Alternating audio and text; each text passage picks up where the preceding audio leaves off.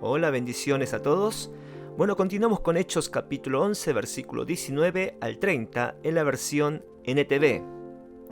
Y dice: mientras tanto, los creyentes que fueron dispersados durante la persecución que hubo después de la muerte de Esteban, viajaron tan lejos como Fenicia, Chipre y Antioquía de Siria, predicaban la palabra de Dios, pero solo a los judíos.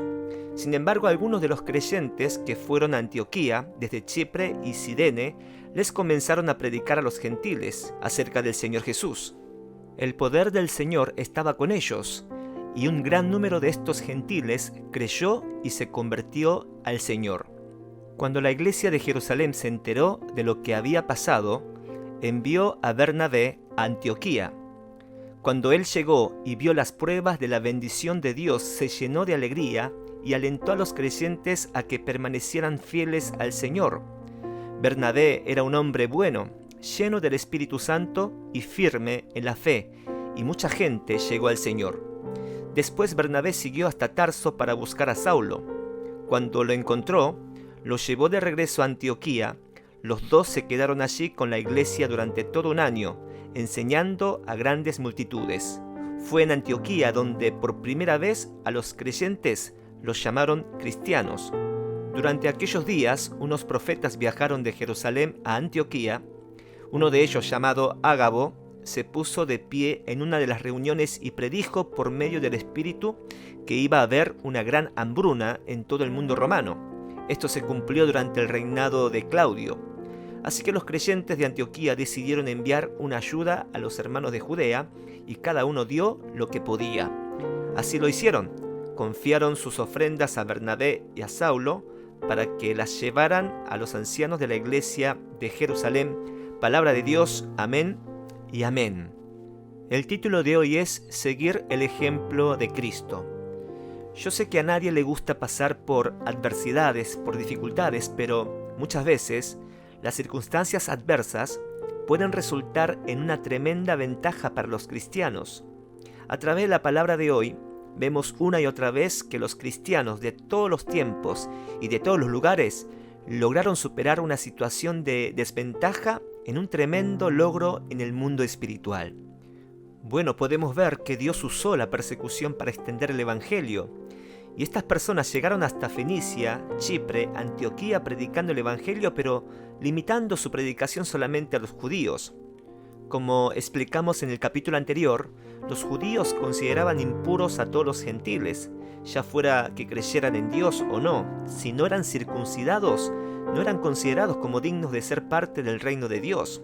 Es decir, a la vista de los judíos, los gentiles no solo eran indignos, sino impuros. Por lo tanto, no se podían juntar con ellos ni entrar en sus casas. Por ejemplo, yo no soy judío, yo soy coreano. Para los judíos, yo sería impuro, no sería digno de ser parte del reino de Dios. Pero gloria a Dios que a través de la visión que Dios le mostró a Pedro, el Señor le reveló que su plan de redención también tenía que alcanzar a los gentiles. Gloria a Dios. Por eso hoy yo puedo compartir mi testimonio de cómo Cristo cambió mi vida y predicar el Evangelio de Cristo a los demás. ¿A qué voy con esto? El Evangelio no tiene límites, no tiene barreras, no importa quién seas, ladrón, asesino, adicto, prostituta, homosexual, lesbiana, idólatra. Si te arrepientes de verdad aceptando a Jesús en tu corazón para que te transforme tu vida, no solamente te limpia y te perdona, sino que te acepta como su hijo e hija de Dios y ser parte del reino de Dios. Y recuerda esto, Jesús te transforma a su imagen y semejanza, te da una nueva identidad. ¿Cuánto dicen amén? Y si usted es cristiano, nunca debe condenar o limitar el Evangelio para aquellos que usted cree que no se lo merecen. Porque el que murió en la cruz no fui yo ni usted, sino solo Cristo Jesús murió en la cruz para traer salvación a todo aquel que cree en Él.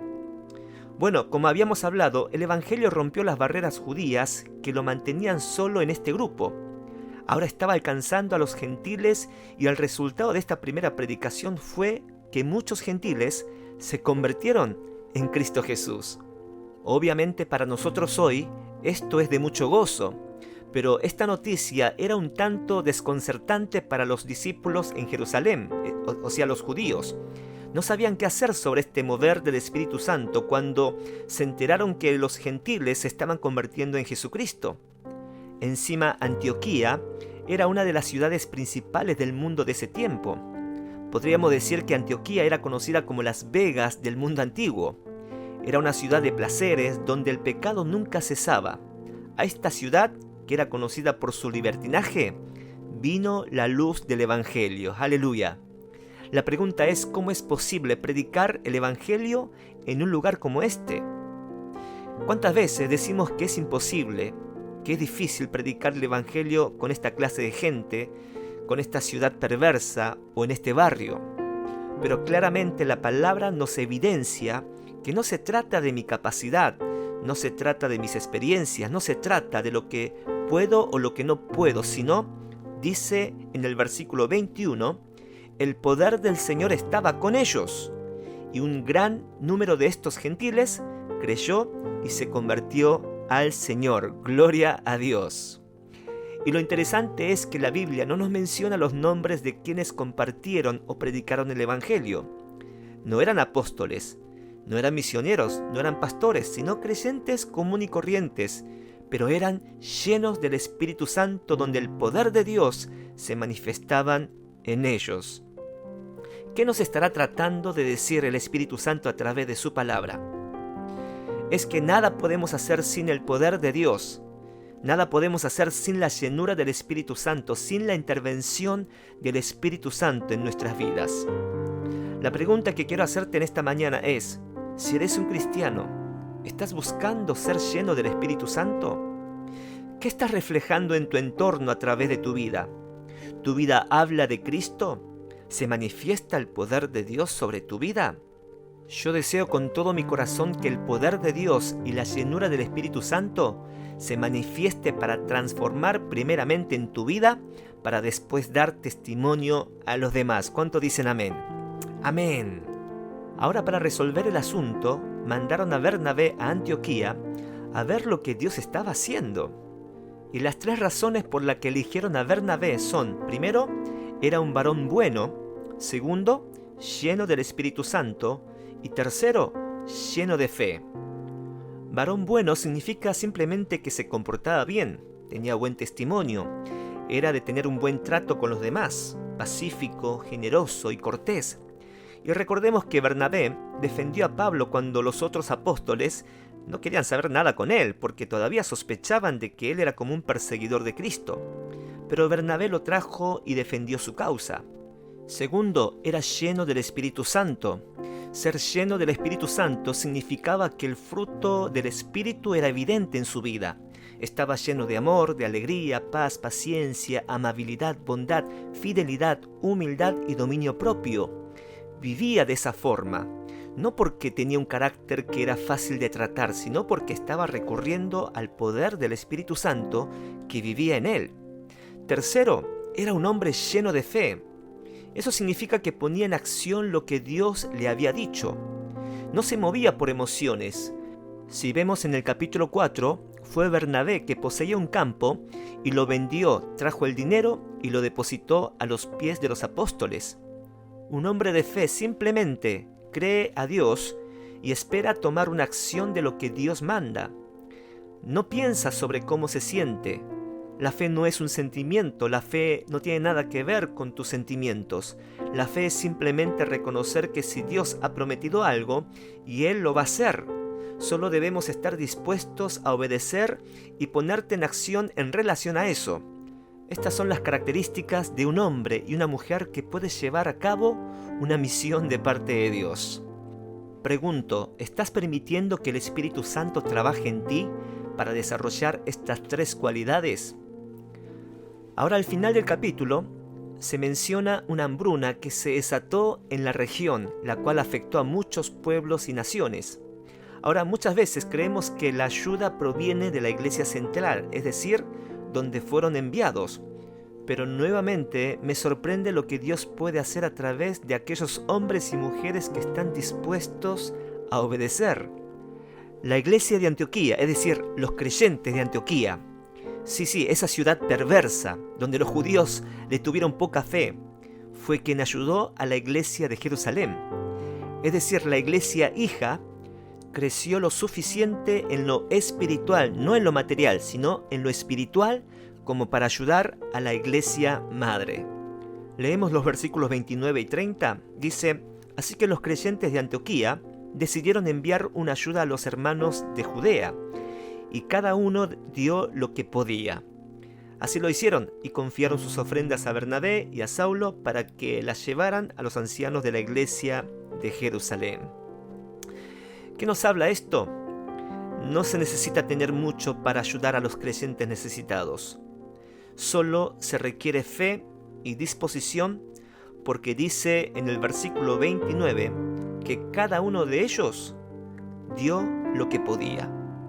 Seguramente los creyentes de Antioquía también estaban pasando por hambruna, por necesidad, pero qué lindo ver que a pesar de eso cada uno dieron lo que podían para ayudar a otros hermanos en Cristo Jesús.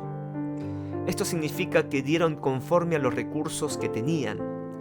Los que tenían más, dieron más.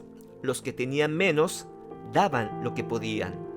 Que también significa que dieron según la fe que tenían, confiando que su ofrenda a la obra de Dios fue una inversión buena en el reino de Dios y no una pérdida. No lo olvides, no se trata de la cantidad de la ofrenda que tú das, se trata de tu fe y la disposición de tu corazón para la obra de Dios. ¿Cuánto dicen amén? Tu fe y tu disposición es lo que a Dios le interesa, porque el resto Dios lo proveerá. Amén, amén. Amado Jesús, te damos gracias por tu palabra.